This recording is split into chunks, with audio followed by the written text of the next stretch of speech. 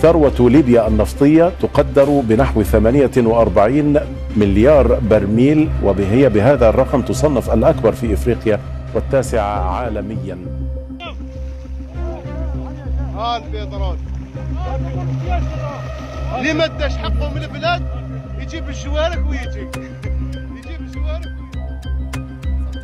اختار وزير النفط والطاقة والمعادن السيد محمد العبد الفتاح أن تكون زيارته في منتصف مسافة الحفر، وأن تكون المؤشرات والدلائل قد أصبحت أكثر.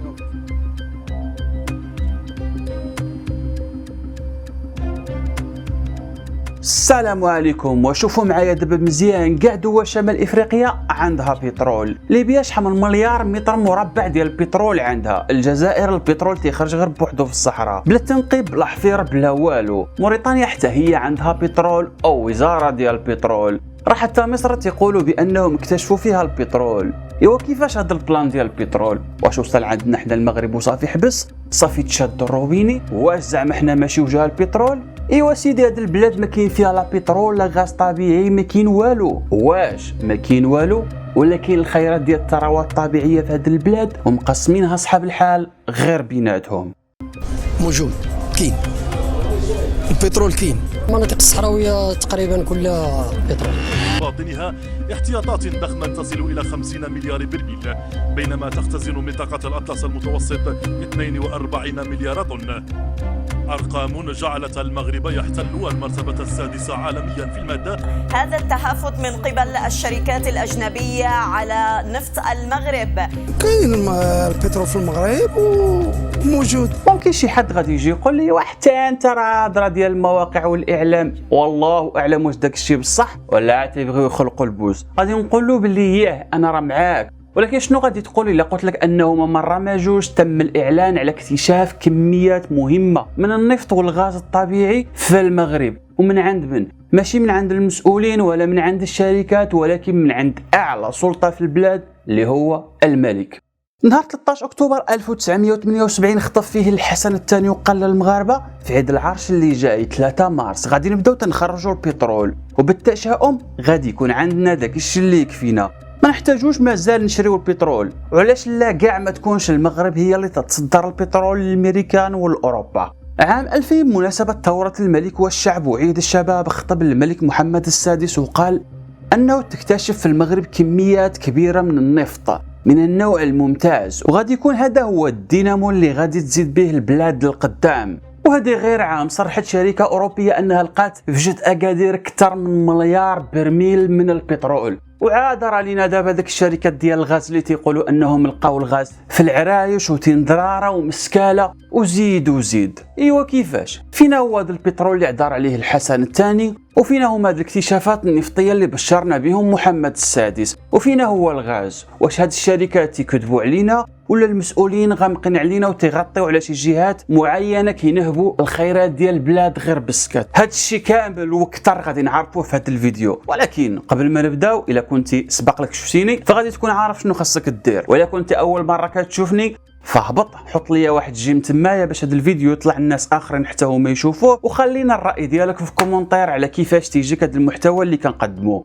ويلا بينا نبداو على بركه الله. منين غادي نبداو؟ غادي نبداو من البدايه ديال البدايه، حيت ما يمكنش نشدوا العصا من الوسط. نبداو من ايامات الاستعمار الفرنسي والاسباني للمغرب. من بدات اول مره الهضره تدور على الثروات الباطنيه الكبيره اللي تتوفر عليها المغرب. الهضره والاشاعات اللي ما وقفوش حتى من بعد الاستقلال، ولكن قد غير هضره واشاعات حتى للسبعينات تما فين غادي تبدا رحله البحث عن الذهب الاسود في اعماق الاراضي المغربيه، خصوصا مع الازمه البتروليه ديال 73 اللي خلت اسعار المحروقات تطلع طلعه صاروخيه. عاش المغرب هذيك الفتره ملكا وشعبا على امل انهم يلقاو البترول الذهب الاسود، وتباح بحد الدعوه شويه عندنا حتى حنا ما يبقاوش غير صحاب الرزاز اللي معروفين بالبترول، نوليو حتى حنا صحاب الجلابه عندنا بترول. البترول في المغرب تعني ان المغرب غادي يولي بحالو بحال دول الخليج ولا احسن، حيت الا كان الاقتصاد ديال دول الخليج كيعتمد بالاساس غير على البترول، فالاقتصاد ديال المغرب اقتصاد متنوع ما بين السياحه والفلاحه والصناعه والصيد البحري. واخيرا جاء الفرج من بعد المسيره الخضراء. الاشاعات والهضره اللي كانت كدور ما بين الناس غير في السوق والقهاوي غادي تولي حقيقه.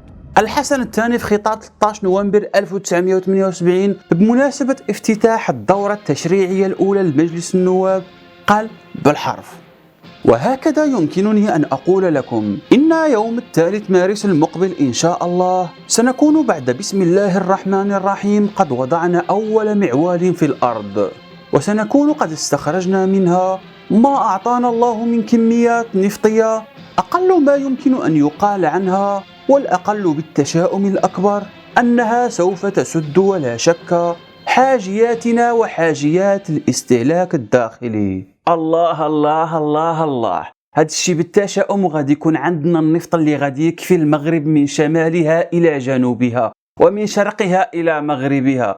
إيوا سيدي لحنا ما تشائمناش واكتشفنا أكثر، أشنو غادي يكون؟ تقول لنا الحسن الثاني في الكمالة ديال الخطاب: أما إذا نحن اكتشفنا أكثر فإنني أرجو منكم أن تحلموا معي شيئا ما في بعض الميادين. الحلم واجب. فلنفترض أننا وجدنا من الكميات ما يكفينا وما سيمكننا من التسويق، فانظروا إلى الخريطة. يمكنني أن أقول أن المغرب حر ونفطه حر، وسيكون نفطنا حر من الناحية الاستراتيجية والجغرافية، حر بالنسبة للتسويق لأوروبا ولأمريكا. هذا الخطاب بلبل الدنيا ماشي غير في المغرب، ولكن وسائل اعلان دوليه تتهضر وتتكتب على البترول ديال المغرب. فيما كان الحسن الثاني تيدير شي ندوه صحفيه وتيسولوا الصحفيين على البترول، تاكد لهم ان البترول كاين.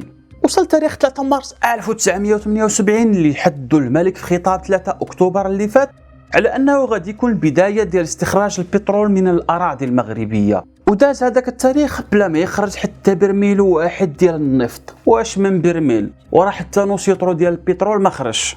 علاش وكيفاش شنو وقع؟ انا جاي في الهضره. تطمس هذا الموضوع ديال البترول وما عاودش تجبد عليه الهضره نهائيا. ما خرج حتى شي مسؤول كيوضح شنو كاين، ولا حتى شي بلاغ ملكي يتعلق على اللي وقع. ومع الايام غادي يبان ان هذوك الاكتشافات ما كانوش بترول، ماشي نفط، ولكن صخور نفطيه. الفرق بين النفط والصخور النفطيه راه باين. النفط راه تيكون سائل وبالزربه تيخرج من الارض، بحال تخرج الماء ولا اي حاجه سائله غير بداك الميتاخا وتيخرج. اما الصخور النفطيه فراه حجر، خاصك تخرج هذاك الحجر وعاد تحولوا البترول عادي. وهذا الشيء طبعا كيتقام بالزبابل ديال الفلوس الى قارناه مع التخراج ديال البترول العادي. ولكن واخا هكذاك، واخا هذا الخطا في سوء تقدير الثروات، واخا هذه التكلفه الطالعه، الحكومه المغربيه غادي تقرر انها غادي تمشي في هذا الطريق وتخرج هذه الصخور النفطيه بالرغم من كل الظروف. المغرب غادي يكون عنده النفط ديالو. طلبت الحكومه ديال ذاك الوقت من واحد الشركه امريكيه سميتها تيسكو انها دير واحد الدراسه الصخور النفطيه اللي كاينه في واحد المنطقه سميتها تامحضيط. وبالفعل خداو قرض من عند البنك الدولي وتبنى واحد المعمل تجريبي في تامحضيط، وبدات الخدمه في ديك المنطقه ديال تامحضيط في سنه 1984. وقدر هذيك المعمل في نفس العام يخرج لينا 2500 طن ديال الصخور النفطيه. الامور حتى لهنا غاديه مزيان وكل شيء بخير، ولكن ما غاديش تبقى غاديه مزيان. الاسعار ديال النفط في الاسواق الدوليه غتهبط من النص ديال الثمانينات وغادي تبقى هابطه حتى النص ديال التسعينات،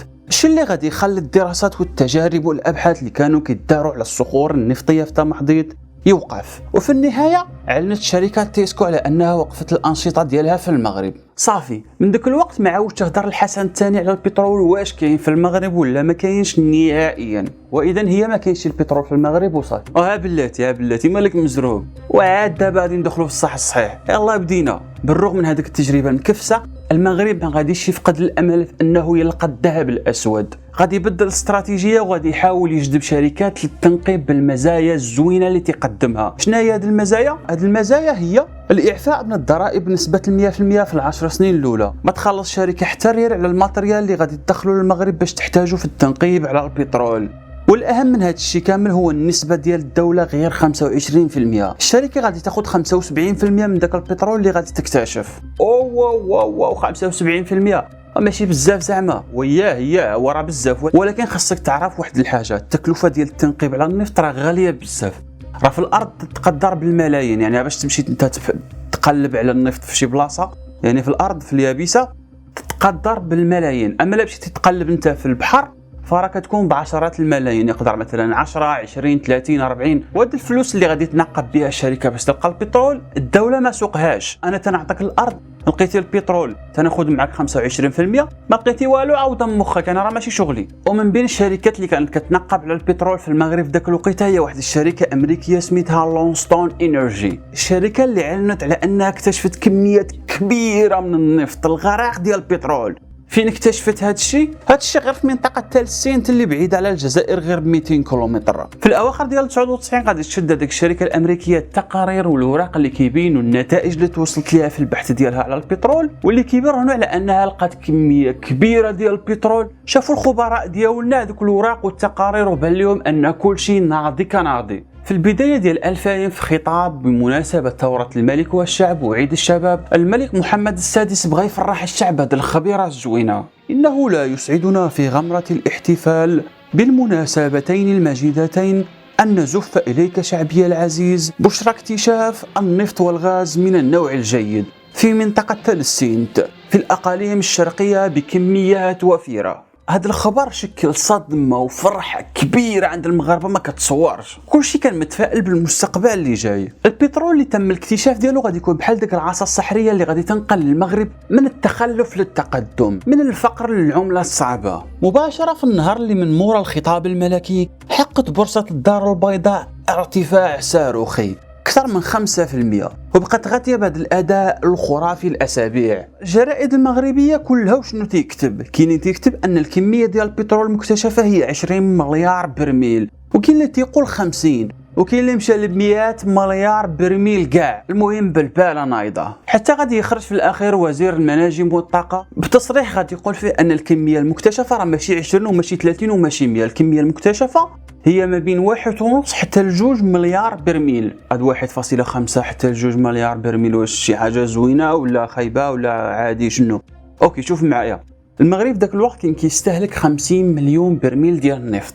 هاد الشيء كيعني ان المغرب بهاد 1.5 حتى ل2 مليار برميل غادي يكون عنده الاحتياط ديال 30 عام من هنا لقدام. بهاد الخبيرة الزوينة عاشوا المغاربة عام ونص في حلم البترول والغاز والاحتياط ديال 30 عام اللي غادي يكون هو الدينامو ديال التقدم كيف ما قال محمد السادس. اعتبروا البترول والغاز وقودا لتفعيل النمو الاقتصادي والتنمية الاجتماعية وتسريع وتيرتها، قبل ما يبان ان حتى حاجة من داك الشيء ما كانت حقيقية. اطلع داك الشيء كامل غير وهم وسراب، وخيم على المغرب صمت القبور.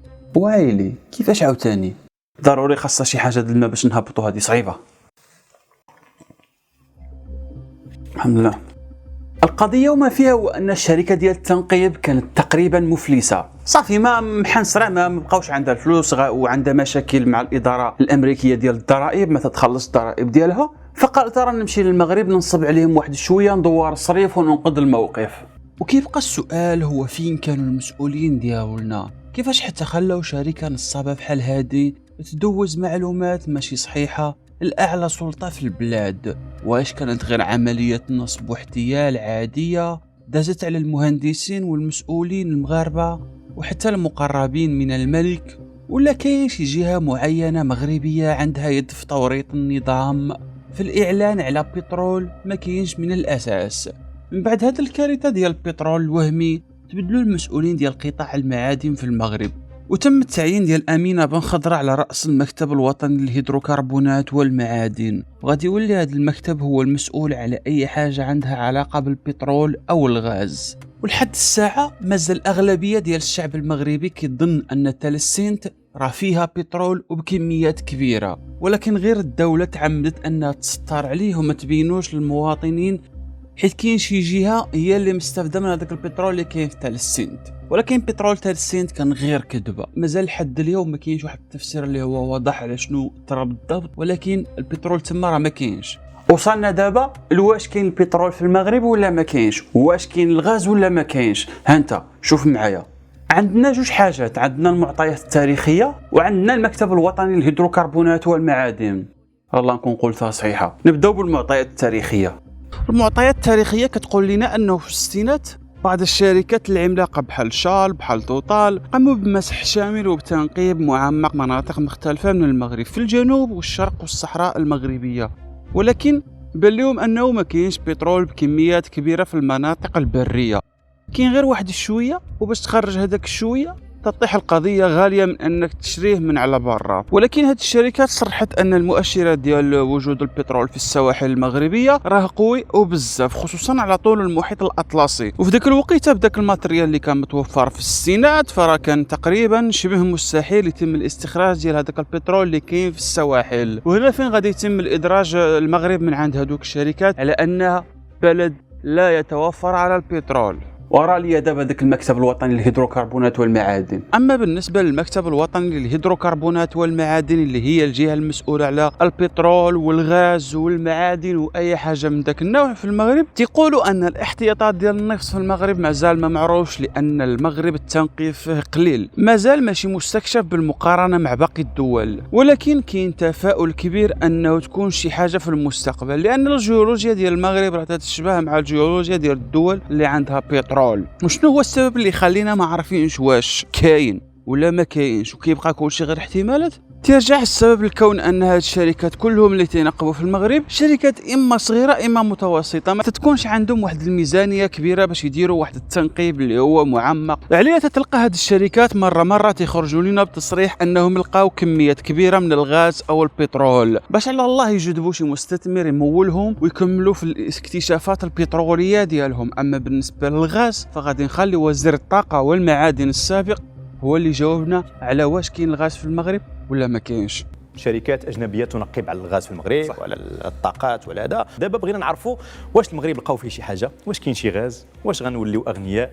عندنا شويه ديال الغاز على مستوى الغرب، يلاه كيستعملوه الصناعيين اللي موجودين في المنطقه. كاين شويه الغاز اللي كنستعملوه على مستوى الفوسفات، واليوم درنا الاتفاق الاولي مع صوند انرجي اللي هما اكتشفوا الغاز على مستوى المنطقه ديال فيكيك في تندراره، اللي الان اتفاق اولي مع المكتب الوطني باش نستهلكوه على مستوى المكتب الوطني. هذا غنبداو نستهلكوه اللي غادي ان شاء الله يعطينا الثلث او الربع ديال الثلث او 40% ديال الحاجيات ديالنا افق ل 10 سنوات. 10 سنوات وقعنا ل 10 سنوات.